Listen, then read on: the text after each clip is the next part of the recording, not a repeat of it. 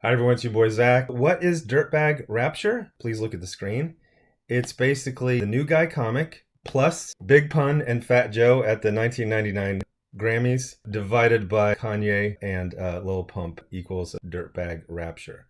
Getting back to the new guy comic. This is a major event in the history of SJW and cancel culture because it's a peek into the mind of an SJW and it's not pretty. So the idea is she's cackling about a rich guy getting robbed because it's funny when millionaire gamer bro douchebags get robbed. And then the guy, he basically says, hey, how would you like it if you were robbed? And then she says something snotty, and then she pretends like they're going to be friends, and then the punchline is they're not going to be friends. Now, everyone except for the cartoonist looked at this and saw a guy showing empathy and then being roasted for no reason. But in the mind of the cartoonist, this was about, putting a toxic white male in his place. Literally everyone likes the new guy who you're supposed to hate. And you're supposed to like, the danger hair. And she's awful. And that's basically what Dirtbag Rapture is. Although the author wants to play with the my character's an asshole, but I'm going to have my character keep saying they're an asshole. So it makes them less. Now, you can do stuff like that in movies. You can have some slob, John Belushi, John Candy, whatever. Real people have charm. So you can write a very unlikable character. And if the actor or actress has charm or charisma, you can pull it off. Drawings rarely have charm. So what you just get is an overweight, selfish, hateful person monologuing to you for like 24 pages. So the opening really made me think about the new guy comic. So the basic plot is that this woman died while doing drugs, and now she can see ghosts, but ghosts are tethered to where they died. So sometimes she will essentially ferry them to wherever they want to go in exchange for some money. And she says basically, everyone has some money some way. So we start off and there's a guy in first class. He's a white man in a comic written by an SJW. So automatically, he's going to do something. Oh man, he's going to do something wild, right? So what happens is right before they're about to take off, he basically looks at an empty seat next to him. So then he puts his bag there. Move your shit, dude. That's my seat. Excuse me, would have sufficed. So we have to go backwards from this being, because at this point, you're confused like this guy's confused. You're like, why am I being cursed at? And why is this person being so rude to me? Then she starts like obnoxiously pushing the help button like a 5-year-old. I'm not an asshole, I swear. You don't get to write an asshole as an asshole who has no charm and no charisma and think you're playing a freaking Uno reverse card by her calling herself an asshole in the narration. The smell is like just hitting him. He's sitting next to a 300-pound woman who is too lazy to apply Hibiclens to the right areas. The plot and the concept is fine, but the main character is so thoroughly unlikable that it just breaks everything. There seems to be no membrane between this story and the author.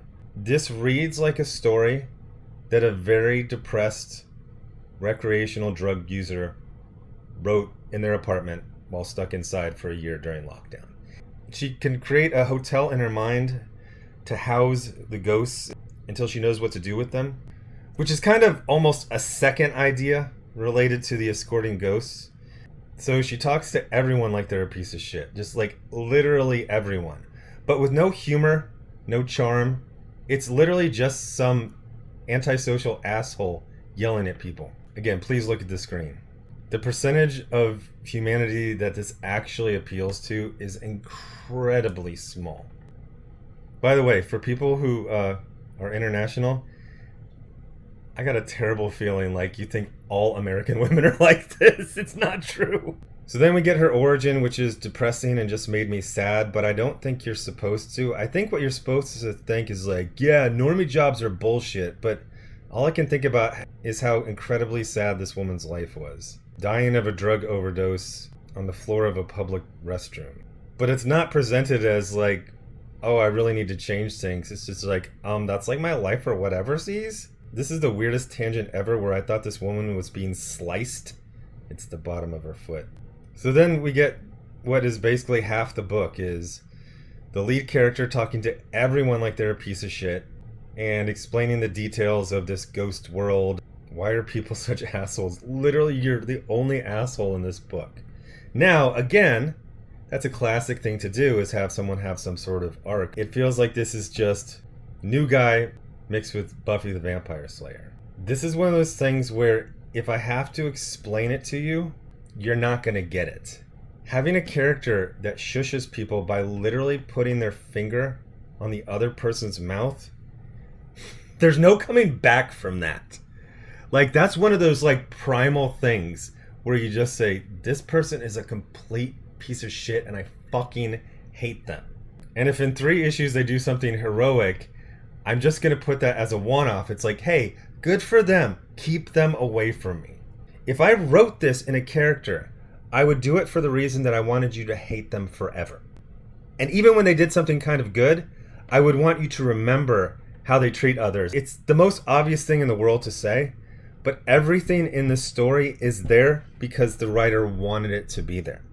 This is a primally off-putting gesture. So then at the end, we kind of get an action sequence, except for the problem is we've established that the lead has some sort of, I'll call them spiritual superpowers. But she's still a 300-pound woman. So when you see her dodge a bullet while saying Holy Christmas, and then do a leg sweep on a cop, and then take his very poorly drawn pistol away from him, please don't draw guns from memories, especially if they're memories of cartoons. And even though we had a kind of cool sequence that was not remotely believable because of the morbid obesity of the lead character, she's right back to talking to everyone like they're a piece of shit. The basic plot and the supernatural contrivances are just fine. I actually felt like it was kind of 2 separate ideas. One having a house for ghosts in your mind. The other one is being able to escort them. Yeah, I know it goes together well, but I feel like that should be like 2 different powers of 2 different people. So anyway, thanks for watching. Rock and Roll Ninja, Knife and Blind Spot, and I will have more new comic reviews up later this week. Thanks, bye.